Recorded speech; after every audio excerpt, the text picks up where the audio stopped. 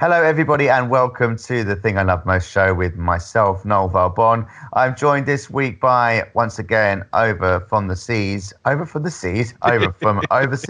internationally, we have Mr. Tim Leonard. Welcome, Tim. I'm the American. I'm over here. You're the American, yeah. Okay. Good afternoon. It's not your fault, Trump. And we have Mr. Matthew Coulson. Hello, Matt, from Spurs News. You all good? Yeah, good, mate. With his new... rather dashing headboard. If you're watching on YouTube, you can see, but if you're not watching on YouTube, it's pretty cool. It's pretty sexy. So thanks everybody once again for joining us. A bit of a strange show to do, to be honest, obviously, because we've had a bit of a topsy-turvy week, a bit of a topsy-turvy month. But we'll be covering, obviously, the two latest games that we've had, and then we'll also be talking about the new stadium developments. And we'll be back again next week for a little preview show to next, obviously, big game against Liverpool. So let's crack on and let's discuss, firstly, the positive, which was an amazing result in Dortmund. It seems like it was ages away now, even though it was only like 5-6 days. I don't think any of us expected us to win. I don't think any of us expected us to get a clean sheet. But we did manage to do that, and it was an incredible performance. It was one of those old school, classic European, just get stuck in, defend for your lives, and then get a break goal. It was almost like it was a one-off game. It didn't necessarily feel like we did have the 3-0 first leg scoreline, as it were. Obviously, they came out fighting because they had to, but the way we defended was just unbelievable. And then obviously, once we got the goal, then it was just sort of they seemed to just drop their mentality. It seemed that they just seemed to lose faith because they could realise that they weren't really going to get back in the game. Some star performance once again. Sissoko, obviously absolutely class. Lloris made some great saves. Davies made some great blocks. Vertonghen made some great blocks. It was a real all-round performance. There wasn't anyone really that played less than an 8. I think Aurier also had a good game, and we sometimes lambast him on the show. So I think, when you do step up as he did, I think it's worthy of a mention. So did you expect, Tim, obviously we didn't expect that result, but did you expect the game to go the way it was in terms of the first half, just try and deal with the barrage, and then in the second half, I mean, even towards the end of the first half, I thought we sort of seemed the tide was turning a little bit. They'd thrown all they had at us, really, and we managed to hold them off. It was almost like a boxing match when someone comes out fighting, and then they sort of get a bit tired, and then you can sort of pick them off a bit. Is that how you found it? Yeah, I mean, in fact, that was kind of what scared me early on, is that you could tell pretty much immediately that the plan for Spurs was to just dig in and play defensively and to allow Dortmund to have the possession and not really attack too much. And usually when we do that, we manage to screw it up. So I was quite nervous, especially in the first half hour or so. But as the match went on, you could see the defense was doing the job. Like you said, there were a lot of blocks. There really weren't too many dangerous chances. And what Dortmund did have, Hugo played fantastically. And I remember the last show that we talked about, should Gazzaniga get the start? This is why I said last week, this is why you start Hugo, because every once in a while he'll have a bad game, but he's a world-class goalkeeper, and you need to leave him in, and because he'll have a match like he did against Dortmund. Like you said, I thought we got a little more comfortable and a little more attack-minded as the match went on, and the Kane goal pretty much came out of nothing. Sissoko made the beautiful pass, and Kane just got onto it and took the quick shot, well placed. Thank you very much. And as you said, Dortmund at that point, to me, they were done. They knew they weren't going to win the game. They knew there was no chance for them to get 5 goals in one half against Tottenham. So the rest of the match just played out as, all right, we'll just let this run out. Here's whatever the last 30 minutes or whatever it was, and congratulations, Tottenham, go on to the quarterfinals. Now, I do want to point out, I learned this after the match. Dortmund has not lost at home this season. and we did it for fun. We beat them there. All right, we didn't even need to win this game, but we did it for fun. So that I won't even get into the other Premier League, the recent Premier League games, but that's what disturbs me so much is we beat the right now the best German team at home, which hasn't been done this season for fun, yet we can't beat Southampton. It boggles my mind. Well, this is why we have Matt on the show, because he's the guy who can explain everything. So Matt, let's give it a go. What's happening? Yeah, there's no logic to it at all, is there? I mean, you're right about the game. I mean, I thought that Pochettino was going to set us up to basically attack from the start, because even though I know they had to score 4 goals to progress, I almost felt like it's not him to set up defensively, but he did, and it worked brilliantly. I mean, that's the thing.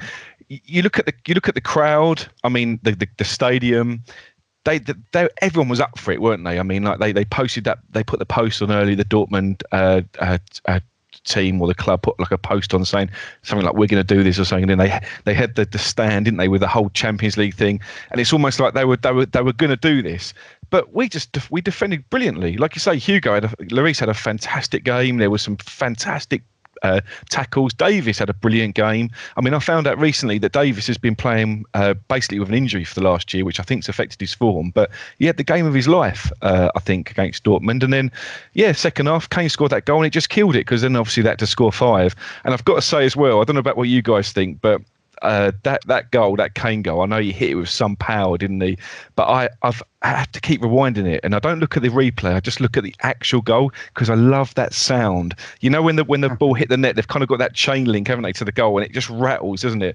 And it's just a beautiful thing to see. But yes, Sissoko, I mean, you wonder. It looked odd because he had so much space, Sissoko, to make that pass. Yeah. It was bizarre, wasn't it? It almost looked like Dortmund, like, go on in, give it your best shot, Sissoko, and you know, he put a lovely through ball for him. But yeah, I mean, I know obviously we're going to talk about the Southampton game, but that's you keep wanting to talk about turning points, don't you? And I thought it was a mini turning point for us. I was thinking, right, look, we've shown what we're capable of. We'll be on a high after this, and then we'll carry that on through the weekend. Which is why the weekend's result makes no sense whatsoever. Well, it should have been, and I think that's what's the most frustrating thing about it. And then obviously we are going to come and talk about the second game shortly, but it does feel like it's almost like a complacency thing where they are up for the bigger games, but then when they come and do the bread and butter, they do find it more difficult. So back to the Dortmund game. I thought the goal. I mean, the goal obviously was a classic Kane goal, but his first touch for me was so important.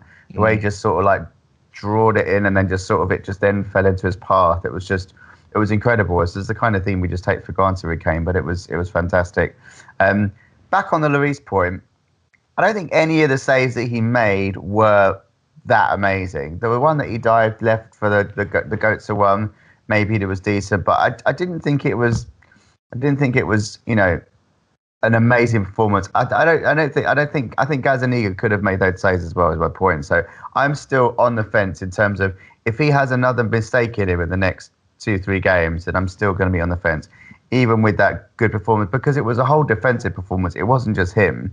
There was defenders jumping in front of him. So he did make about 5 or 6 good saves. I'm not denying that. But I still think, for me, Gazzaniga should be in contention and not just ruled out because he's had a good game. Yeah, I understand your point, Noel, and I do get it. Like, Lloris has been making mistakes maybe more frequently than the keeper should. And for me, I'll always say, from where I can see with the 2 keepers now, Gazzaniga's a better distributor of the ball. But the thing is, for Lloris, for me, he's one of the best shot stoppers, I think, in the country. Maybe not. His shot stopping is for me is what makes him the captain of his club, makes him the captain of his country, because there are elements of his game that aren't world class. So I'm not sure, Tim, if I'd call him a world class keeper from that point. I think to make someone a goalkeeper world class, I think they need to be world class in every department. And I think Lloris lets himself down distribution wise, but when it comes to shot stopping, I genuinely don't think there's many keepers in the world that are better than him. Did you notice that the match after the incident with Trippier, that pretty much any time the ball was passed back to Hugo, all he did was boot it 50 yards. Yeah. He didn't stop it. He didn't dribble, no cute passes. It was just boom, send it. And let's not worry about it. Let's not do anything that we could screw it up. But it was just bomb it upfield. And that was something I noticed early in that match. And he kept doing it. He didn't do it so much against Southampton, I noticed, but there was still that element that was more so than there has been, say, the first half of the season, when he would like to get possession and just kind of sit with the ball for a moment. Now it's just get rid of it as quick as possible and as far as possible. Mm. So we did make it through. So we're in that hat in that last day. A few other surprising results that week as well. I mean, obviously, we had the Ajax result against Madrid, which was phenomenal. And obviously we had Porto going through, which is one of the teams that we would like to face. And then obviously Man United having their crazy VAR assisted comeback in Paris that was just crazy. How was Fergie responsible for that? I want to know. So, I mean, just looking at those teams that have already gone through, I would still fancy us against any of them. I would love to go to Ajax. I would, for this next away day, I would really, really hate it if we got an English team. It would really annoy me if we got Man United. It would just be like, it would be a bit deflating. However, saying that, to have a sort of a knockout game against an English club in the Champions League, they are quite special. There's been a few in the past, the whole like Liverpool Chelsea matches, they were pretty cool. So I think it wouldn't be a terrible thing, but just the potential of having another big European away day for me is quite big. And obviously Bayern have still got Liverpool to play, so that could go either way. It's probably going to be Atletico Madrid in the other one. It's probably going to be City. So there's still some decent teams that's left in the competition. But on our day, that's the thing. If we do make sure that we don't have any of the mistakes, as we know, and we do score, we put ourselves in a chance. So you have to be confident in the big games. But the problem is that we're going to talk about now is the smaller games. So yes, let's talk about that in a minute. Yeah, do we have to?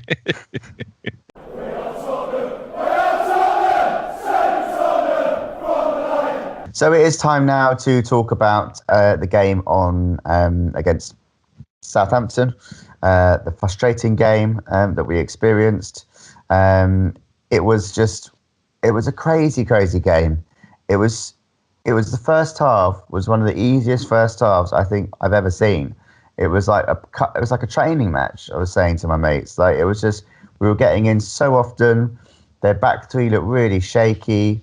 And we were just getting in basically. Kane could have scored about 5.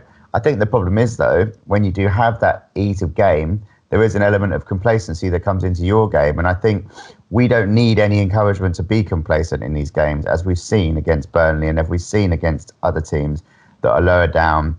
We have this sort of like feeling inside that it's a God-given right that we'll win the game, and we just don't seem to have as much impetus and as energy for these games as we do against the big teams. And it's frustrating, and it's a mentality thing. I think it seems to be something wrong why they don't seem to be as up for it as others. So I mean, the whole game should have been done by half time. It should have been done in the first half an hour. Like the fact that we're even considering the fact that we could have maybe lost the game would have been madness if you'd have said that to me at like half time, because it was just crazy. And even in the second half, Kane had a couple of chances. He had a really good save by Gunn. And then that left foot one after Kyle Walker-Peters has done a little jinking run down the right. Eriksen laid it in and left foot curled it over the bar. It was like they were still getting in. Obviously, Southampton made their changes, which had a difference. They did start causing us more problems at the back. But once again, I mean, let's firstly look at the equaliser that we conceded. Was like, 3 defenders it missed, and the Rose literally led it through his legs. It wasn't like he even missed it. He just for some reason thought there wasn't going to be a player there, even though he's on his 6-yard box and it's a cross against the. I mean, for him to do that was just a major error, and it really baffled me. And obviously then the free kick, Kyle Walker-Peters, I think, was a lucky boy. I think he probably should have gone. And I think Sissoko probably should have gone as well, to be honest. So we got quite lucky in terms of the potential suspensions that we could have faced after that game. We've been obviously rooting for Kyle Walker-Peters to come into the team. That was opportunity. So firstly, if we could just look at the lineup that they went out with there, I thought I was quite happy with it. Obviously, he rested Son, or he benched Son, put Ali in straight away, which was good to see. And I thought that helped Eriksen. I think Eriksen seemed to be a little bit more lively with Ali in the team. His running was a little bit different. His passing seemed a little bit sharper because he knew that Ali could make those runs. So that was a real positive. The first half on a whole, I thought, was a positive. Moura, again, not doing enough, I think, is what we can say about Moura at the moment. He just seems to be at that level where he's getting in decent positions and he's doing okay, but he's not doing enough. And in terms of being a replacement for Son, he's nowhere near as much as a goal threat. And that's the most frustrating thing, is if we do need more than one goal, or if we are struggling to score, we need a goal threat. And so for me, Son should have been on earlier potentially, or it's hard to say in hindsight, obviously. So talk about Kyle Walker-Peters' performance in general. Matt, how did you think he did? And were you happy with the rest of that team when you saw it, with the fact it was Kane, Ali and Moura up front? I mean, Kyle Walker-Peters. Yeah, I was. Obviously he gave away the foul for the free kick, but in general, I like seeing Kyle Walker-Peters' name come up on the team sheet. I've said this before. It needs to be on the team sheet more often. I think he's a great little sort of right back, and he plays more in that kind of formation that Pochettino likes as well. I think he fits more than maybe your era Trippier. But in regards to the actual lineup, it was great to see Dele Alli back, and you're right, Noel, about how he allows Eriksen to be more creative. It was insane. Like, talking about the game itself, it was absolutely insane. It was like, we're gonna wallop them. That's all it felt like, didn't it? It was like, I wonder how many we're gonna score. It just had that feeling about it, and that's why at the end of it, A, you've got this disappointment that it's Southampton, but B, it was like, how the hell did we lose that game? It just came out of nowhere, didn't it? And it probably was. I think Danny Rose probably encapsulated that complacency that you were talking about. It is just a complacency for me. They seem to. I don't know if they think it's their right to win these games. Maybe we've got an expectation that they should beat these kind of teams, but I don't know if it just goes on to they think they haven't got to turn up, and maybe that first half gave that impression because it was so easy and it was like a training game that you thought. So, yeah. Then they're like, that's how Danny Rose kind of, he had that kind of complacency and that kind of, I don't know, almost like a training ground mentality. It was just odd, really odd. To be fair though, if we do look at that goal as well, I mean, it did come all that way across the box, but if he did hit it well, Lloris would have saved it or Rose would have blocked it, but he completely scuffed it, and it bounced over the keeper. So it was incredibly fortunate on Southampton's part, but it was still obviously frustrating to see. But I think before I speak to Tim, I think Kyle Walker-Peters, obviously it was a mistake for the free kick, but he did show signs of being incisive and forward thinking with that run, like I said earlier on, where he jigged in Eriksen and then Kane was fed, and there was a few forward passes. He looks forward more than Trippier and Trippier and Aurier. If you compare those performances, and he was playing right back, he wasn't even playing right wing back. And I'm sure he would be more attacking if he played right wing back. But I'm positive if you would compare the stats of Aurier, Trippier, and Kyle Walker-Peters in terms of forward passing and forward running, he would win hands down. Yeah, and that's what we need. That's what we need. I just think he's still lacking a little bit of experience. I think he is still going to make those mistakes, unfortunately. But you do learn from them, and the only way that you do learn from them is by playing. And so he needs to be in that team to learn from their mistakes, to get better, get stronger. He's still quite slight physically, but I think he's for me. I think he should be the future right wing back, right back. I really, really do. Yeah, agreed. So Tim, what were your thoughts on the game as a whole? I was, first of all, my head still hurts from that match.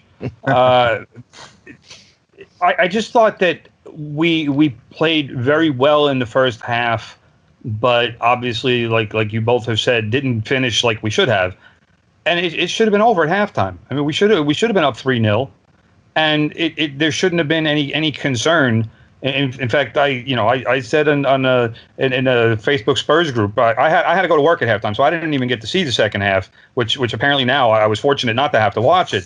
But I saw the first goal. To me, I saw the highlights afterwards. To me, that was the worst goal we've allowed all season. I mean, it was just abominable how the ball just went right through the 6-yard box and went through all those defenders, and nobody touched the ball, kicked it away, deflected, anything. It just wound up going all the way to the back post. And when I saw it, when I watched the replay, it was bad enough that the ball was going through. But by the time the ball got to the back post, I was so incensed. And then they scored, and I was like, what is going on? Like, this is what is killing us right now. And, their second goal, what are you going to do? That's a world-class strike on that free kick. Nothing you can do about that. I mean, obviously you don't want to give away the free kick. Lloris's positioning, would you say? I mean, the fact he is a smallish keeper to have that the free kick was quite essential, and Lloris was about 2 yards left of centre.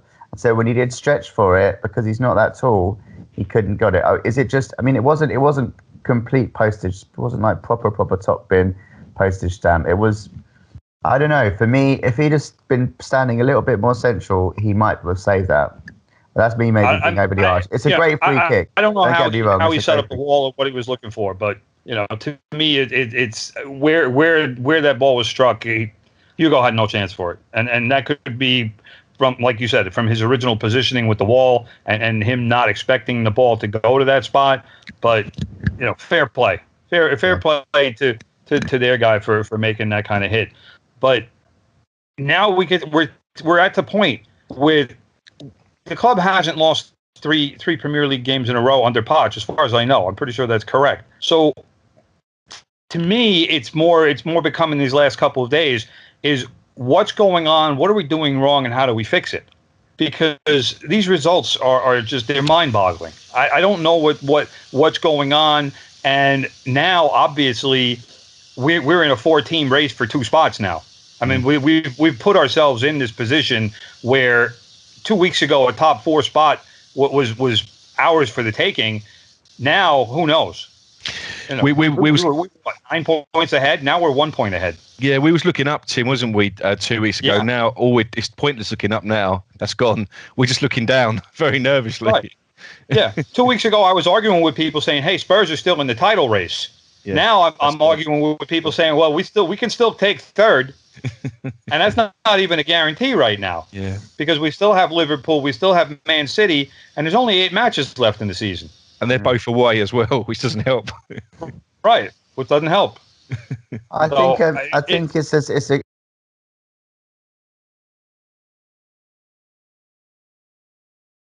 the game. They were hungrier, and they were obviously feeding off the fact that we looked tired. Because we did. Dortmund wasn't a really, really hard game. The first half was hard, but there's a mental fatigue that comes with those kind of big European nights. And even more so if you win them, because there's such a high, and the adrenaline is just such that it really, really, you're pumped. And so then you do feel tired, and you could tell towards the end of that game that there were a few players on their last legs. Obviously, Ali had to go off because he was tired. Dyer obviously started the game. He was also quite tired. So it was, and Mora actually looked tired randomly as well. So it was a tough one to take. But I think we have to take our chances. It's just classic football. It's not just about the kind of form that we're in. It's the kind of rules that we know we can't have. And we said it at the beginning of the season: is you can't make those mistakes and expect to win games. And so that's the first thing. And then secondly, if you don't take your chances, it's unlikely you're not going to win a football match. So they're both two classic, simple rules about football. And if you don't adhere to them, you're going to be in trouble. I don't think we suddenly become a bad team. I still think we will get top 4. But the most frustrating thing about it for me is just the flipping, the scum down the road. Just yeah. And now it's just like, it shouldn't be so tight, Nolh, should it? This time, we had 10 points on them, and now it's down to 1, and that's the frustrating thing. And again, I'm not saying that we had a right to beat Southampton, we had a right to beat Burnley, but we expected to. I mean, the expectation was to beat these two clubs, and the Chelsea game. Look, how often do we win at Stamford Bridge? So you can write that one off, and the North London derby, you never know how that one goes. But if you look at the Southampton game and the Burnley game, that should have been 6 points, and with that 6 points, we'd be far more comfortable, in the league with the top four. And we'd look so comfortable away from home as well, pretty much up to about 6 weeks ago. We had an amazing away record, the most away points in the league, and then suddenly it comes a little bit unstuck, and it just all seems to have just come a little bit wonky. I mean, you say about the tiredness aspect of it, though. I mean, hopefully this kind of extended break we're having is something that is going to benefit us. I mean, obviously, I know, Tim, you alluded to the two difficult ones, the Man City and the Liverpool game, but even so, I think maybe having this break might be what we need, and the Fab Four are all fit now, aren't they? So if they can, get their fit, or say their fitness, kind of get their vigor back, and possibly, these last 8 games. I mean, I was the person. Well, I was one of the fans saying that once Dele and Kane were back from injury, we just kick on, and it obviously hasn't been the case. But maybe this break is what the team really need. Well, they're gone to Barcelona for the week, I think. So have a bit of sunshine, and we shall see.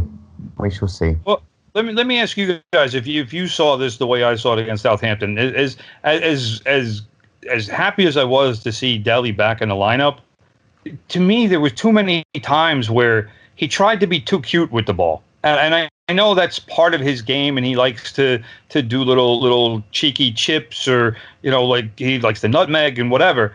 But there was so many times where he was around the box where he was looking to do something where he's maybe doing like a 6-foot chip into Kane or something, and looking to like maybe flip the ball over a defender's head or doing something like that. And none of it worked. And he kept trying to do it. And I know, like I said, that's part of his game, and oftentimes it's an effective part of his game, but it just seemed like he was really trying too hard to do that. And I don't know, maybe he needs to get a little more game action to get that touch and the timing back and whatnot. But I was just, like I said, I only saw the first half, and it was already frustrating me in the first half because he was doing too much of it. I think sometimes he can. I think sometimes he can be guilty of that. But he's got that incisive, creative instinct that we lack elsewhere, and especially if Eriksen's not on form. And obviously he got the assist for the goal. That was from a little chip ball. So I think it was good to see him back. And great to see him back. Kane, looks that half the chances that he had this last game were from Ali, and that's the kind of relationship they have. So it's really, really positive. And I think, as Matt said, the fact that we do have this little break now, I think it will really help us. So I think we're going to go and give Liverpool a good game. I really do. I'm not scared to go up there at all. No way. Like, we can definitely hurt them. So I'm really looking forward to that game, actually. Should be a good one. Do you know what I found as well? Since Kane's come back, he's the only one that's been on the score sheet. So let's hope that we can get Dele and Sonny and Eriksen on the score sheet in the next few games. Well, what's Sonny's status? I saw that the South Korea has called him back for some friendlies coming up. That's right. So I don't know when those matches are, but what's his status going to be for Liverpool? Will he be around? As far as I'm aware, it's news to me, but exclusive from NYC there, international. We'll find out, and we'll let you guys know on the next show.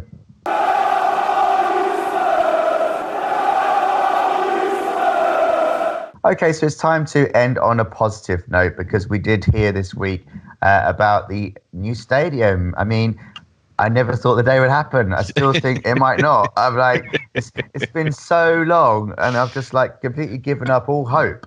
And so this news, I'm still not completely, I just don't know. It all seems weird. It seems like it's a mirage. It's just like, what's going on? I just can't work it out. So we obviously have the 2 test events coming up, which will be amazing. I think I might go to them as well to check them out. So we'll hopefully get some good content there for you guys when we do go.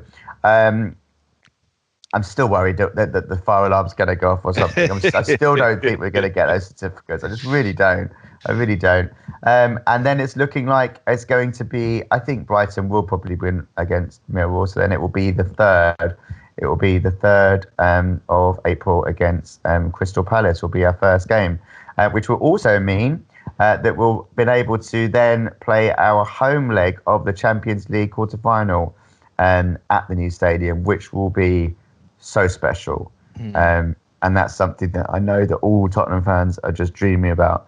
That moment is going to be truly incredible. So it's just great news. And that should have also lifted the club as it did. And then it's going to fast. So let's talk about it. Let's finish on a high. So Matt, are you excited to potentially go home eventually? I am. My wife was clearing out my wardrobe the other day, and she said, "What's this tin I found in here?" And it was the tin that had been sent for the season ticket, and it all looks like it's all in a layer of dust. And like when that got sent, I was like, I can't wait. And I've just literally it's been forgotten about for the last few months. But yeah, I can't wait. I mean, I'm a season ticket holder as well, so I've obviously applied for the two games. I'm hoping to go to one or both.